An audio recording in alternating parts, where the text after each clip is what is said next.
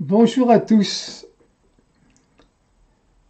Vous allez regarder une vidéo de ma chaîne YouTube, Chronique d'une colère ordinaire, dont vous pouvez lire le texte par ailleurs sur mon blog, dont le lien s'affiche en bas de cette vidéo. Si cette vidéo vous plaît, n'hésitez pas à cliquer sur le pouce en haut. Cela fait toujours plaisir. Ainsi que d'ailleurs quelques commentaires, même négatifs. Cela me permet soit de m'améliorer, soit, si je ne suis pas de votre avis, de vous répondre et d'avoir ainsi un débat constructif. Quoi qu'il en soit, je vous remercie de m'écouter et à bientôt, j'espère.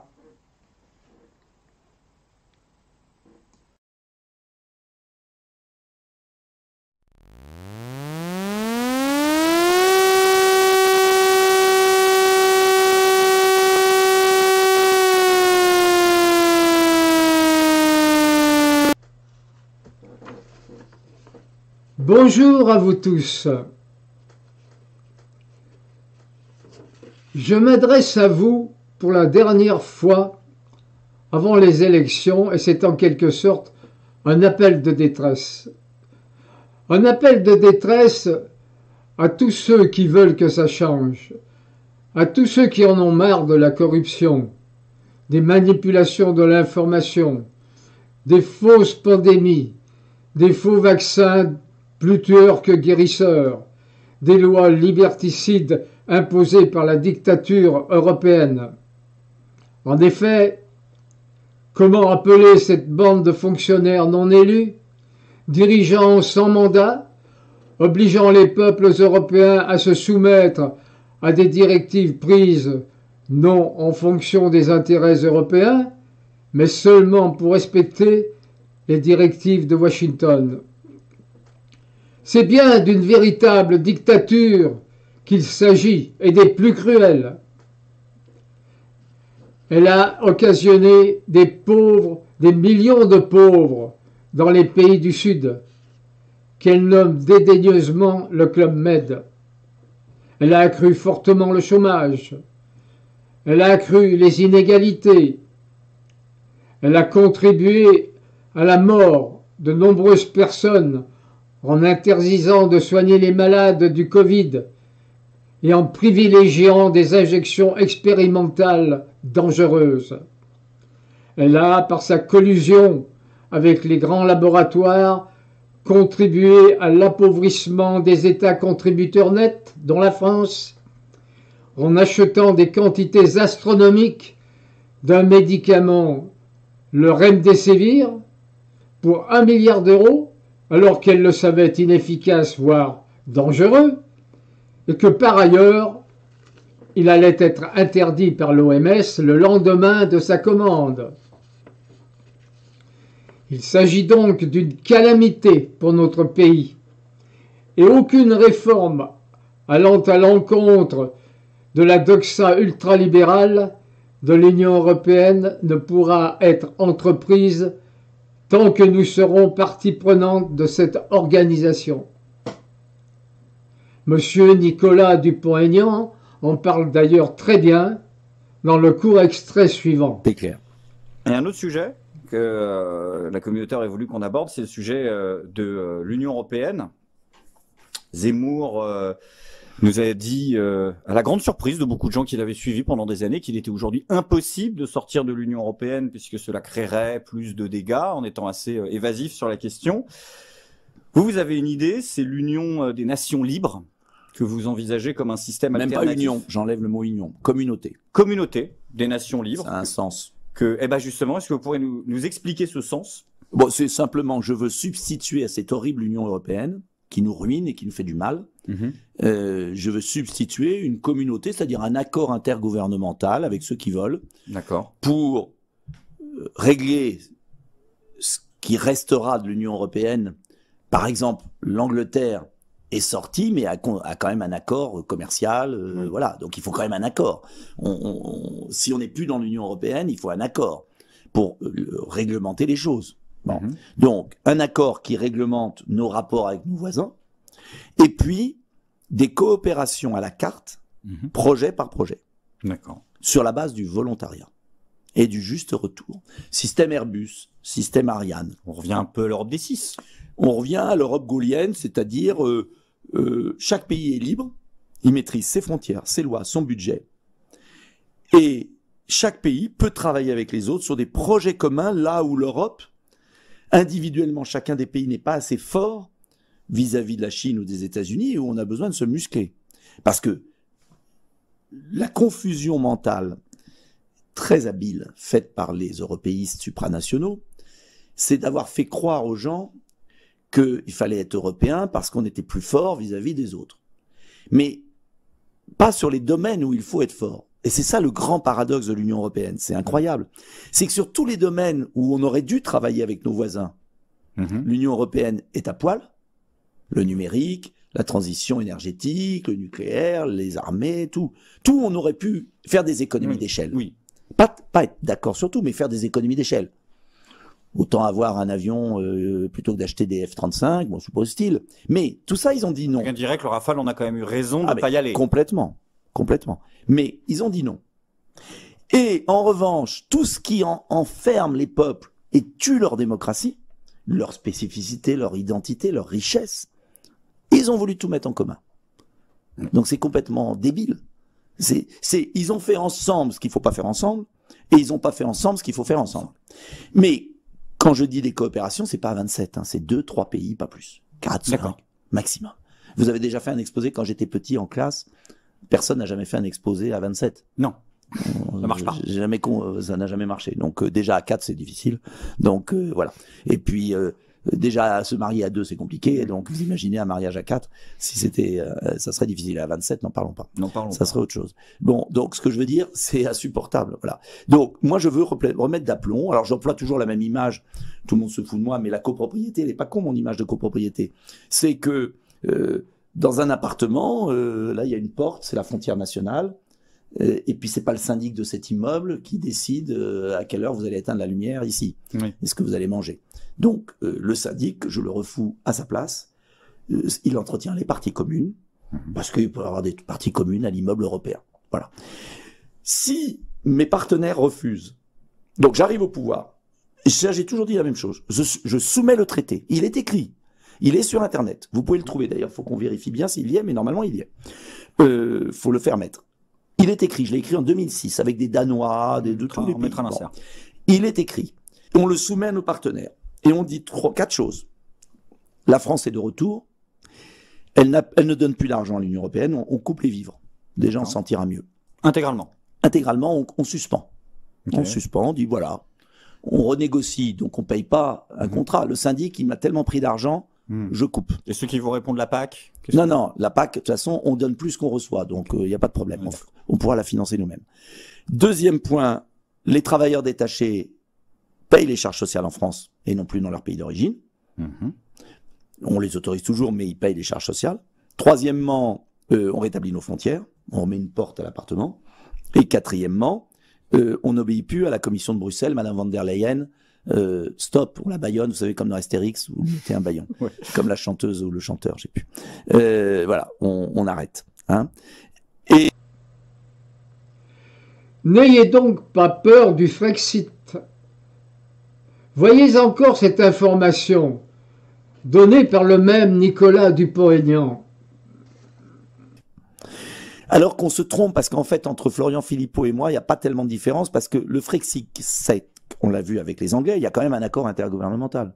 Oui. D'ailleurs, c'est très marrant. C'est qu'ils vous ont tous dit, le Frexit, c'est épouvantable, le Brexit, c'est épouvantable, ça va être l'apocalypse, l'Angleterre allait se sombrer sous l'Atlantique. Et puis à la fin, Madame Merkel a voulu vendre ses BMW, ses Mercedes, et nous, notre vin. Oui. Bon, donc on a cédé sur toute la ligne. Et je vous rappelle, parce que personne ne le dit, que la City vient de se voir décerner une nouvelle autorisation d'exercice en coopération européenne. Ah oui? Oui. Personne ne le dit. Bruxelles vient de renouveler l'agrément pour la City. D'accord, ok. Voilà. Donc, si vous voulez, on peut partir. Hein, je le dis aux Français qui ont peur. On peut partir. Hein. On ne sera pas malheureux. on aura un accord de libre-échange. Ce ne sera pas les charrettes. Voilà, et puis on fera une économie de 10 milliards, on la rendra aux retraités. Moi, je réserve cet argent pour les retraités. Pour les retraités. Pas de réforme de 65 ans, on paiera les retraites avec l'argent de l'Union européenne. D'accord. Enfin, qu'on verse à l'Union européenne. Attention. On a réglé déjà une partie du problème, on a réglé le problème des retraités français, de la dignité. Et en plus, ça gêne personne parce que Chirac et Jospin donnaient 2 milliards par an à l'Union européenne, net, entre ce qu'on donne et ce qu'on reçoit. Ok. Aujourd'hui, on est à 10. Demain, à 15 avec Macron. Plus que l'enseignement supérieur en France. Donc, je vois pas pourquoi on donnerait de l'argent à Madame von der Leyen, aux Turcs, aux Polonais. J'ai rien contre les Turcs et les Polonais. Enfin, si les Turcs un peu plus que les Polonais. Mais, disons, je veux dire, franchement, je vois pas pourquoi on subventionnerait nos voisins. Qui prennent nos entreprises. J'ai toujours pas compris. Moi, je sais pas si vous, ici, vous subventionnez votre voisin de palier pour qu'il vienne se nourrir dans votre frigidaire. Il y a un truc que j'ai pas compris, voilà. Donc, maintenant, on arrête. On arrête, la France n'est plus le dindon de la farce européenne. Pour ça, il faut que les Français aient du courage. Voilà.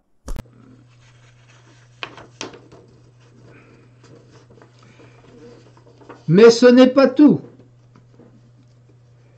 L'Union européenne nous entraîne vers la guerre par notre intégration à l'OTAN.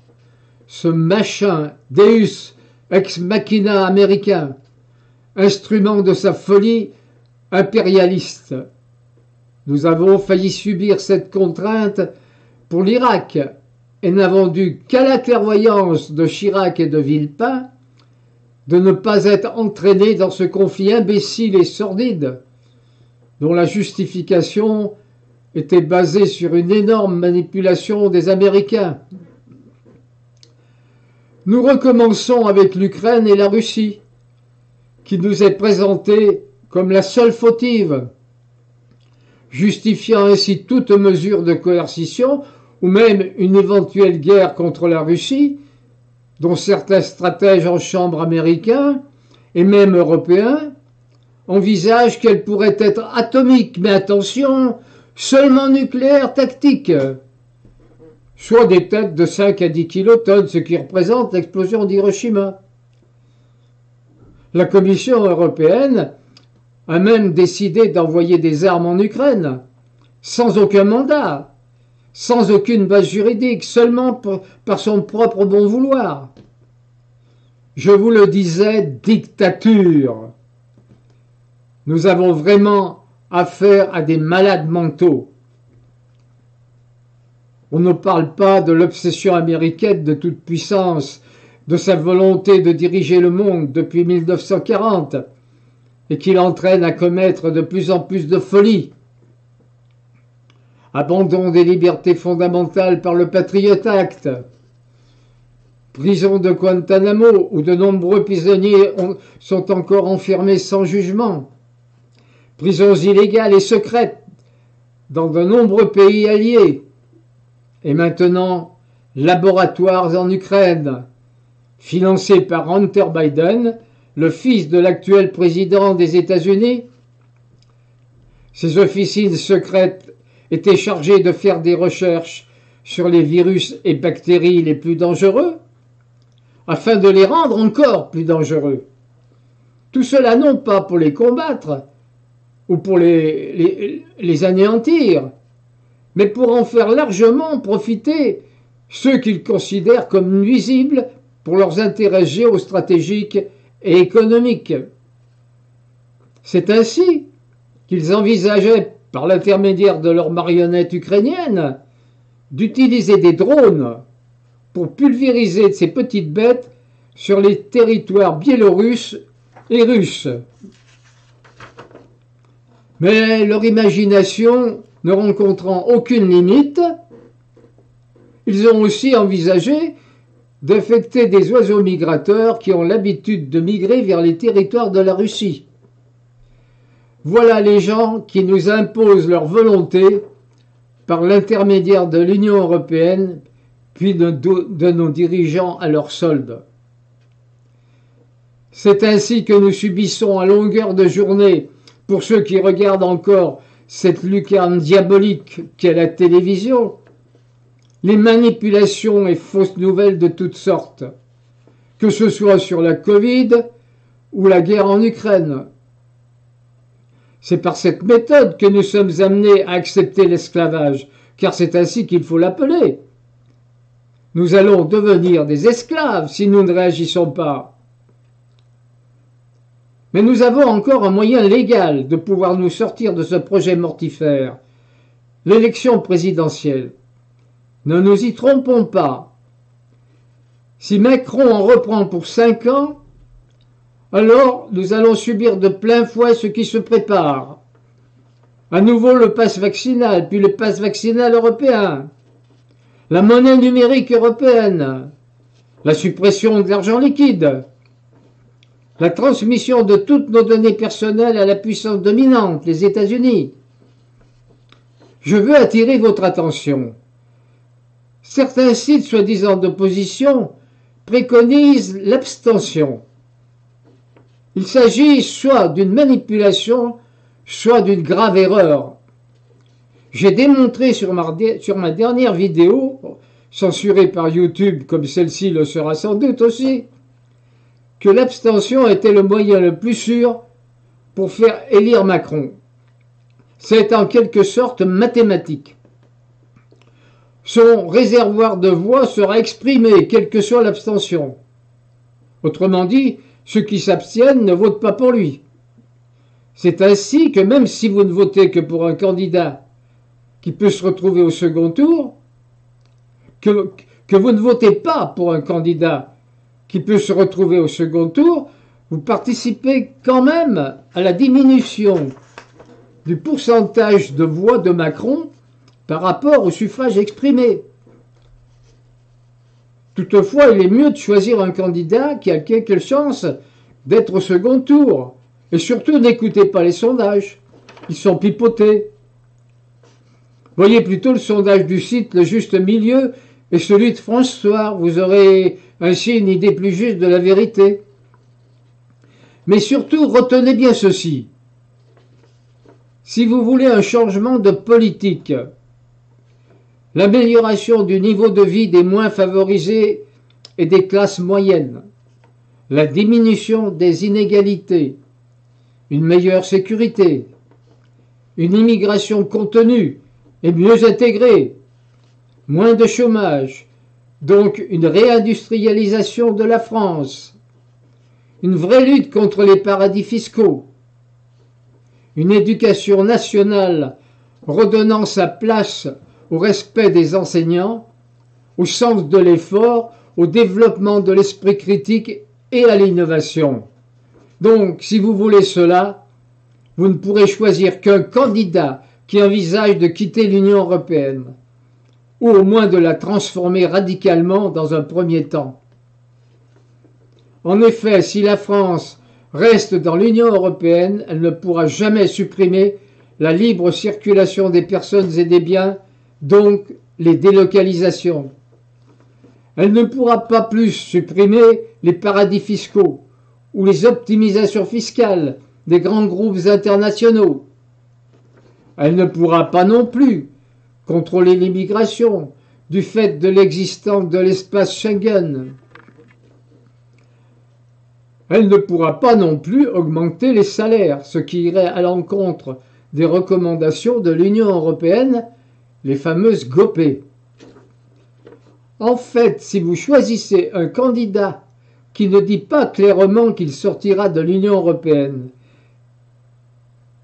si celle-ci n'accepte pas des changements radicaux de structure, rien ne changera et vous aurez la même politique en pire, car on nous réserve un traitement qui changera toute notre vie et celle de nos enfants et petits-enfants.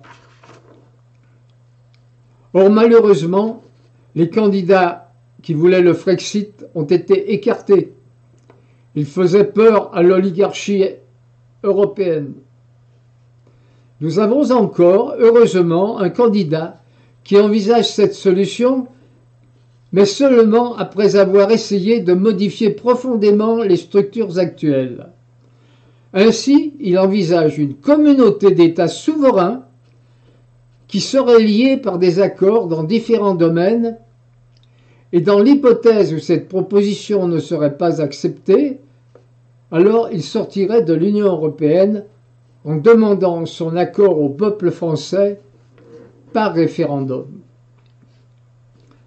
C'est un pis-aller, mais c'est le seul qui envisage le moyen de permettre à la France de récupérer sa souveraineté.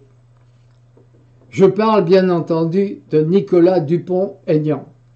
Écoutez encore la supplice qu'il vous adresse. Les gens se sont secoués et on a redonné le pouvoir aux gens et la ville, elle tourne sur des roulettes. Tout va bien. Donc c'est possible. Pourquoi les Français ont dans la tête toujours qu'ils ne peuvent pas y arriver? Vous voyez? Donc j'ai envie de leur dire, voilà, le mot de la fin, c'est voilà, secouez-vous. Secouez-vous. Secouez-vous. Secouez-vous, réveillez-vous. En vrai ami, je vous le dis, c'est comme vous avez des amis parfois qui font une dépression ou on a des coups durs. C'est quelqu'un qui vous tire. Vous voyez? Qui vous dit, mais crois en toi. Ouais. Lève-toi. Ben, moi, c'est ça que j'ai envie de faire. Vous voyez, c'est de dire aux Français, allez, lève-toi, je te tends la main, tu te secoues. Et c'est pour ça que je me permets d'être un peu... Ouais, parce que c'est maintenant ou jamais. Hein. Je me permets de les engueuler un peu. D'accord. Voilà. Bon, mais ce matin, c'était pas très réussi. Quoi? Ce qui m'a inquiété, je vais vous dire, c'est pourquoi je vous dis ça.